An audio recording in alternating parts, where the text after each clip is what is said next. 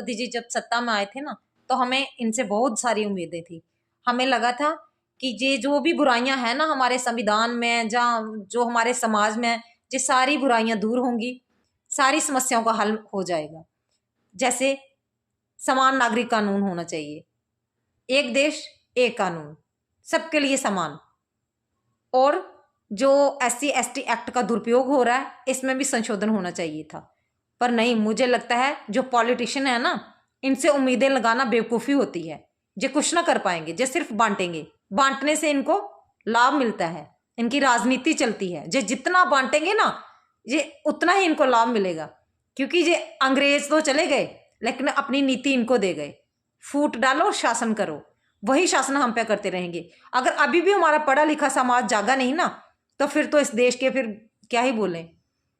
अब सबको एकजुट होकर क्रांति लानी चाहिए, सबको ऐसा इंकलाब लाना चाहिए कि हमारे देश से जो जाति व्यवस्था एकदम से मिटा दी जाए और एक ही कॉलम रहे जिसमें सिर्फ और सिर्फ भारतीय लिखा जाए।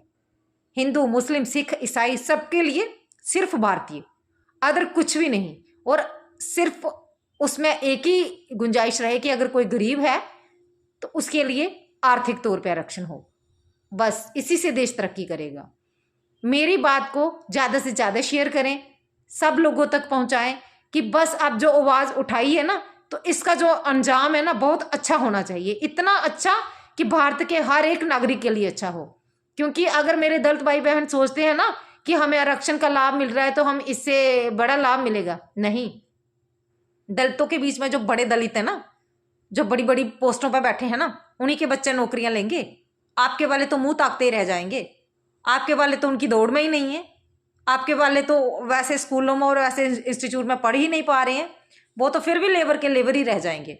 इसलिए इसको सिर्फ और सिर्फ आर्थिक तौर पे किया जाए, तभी मेरा देश तरक्की करेगा। आप लोगों की क्या राय है, मुझे बताएं। जय श्री राम।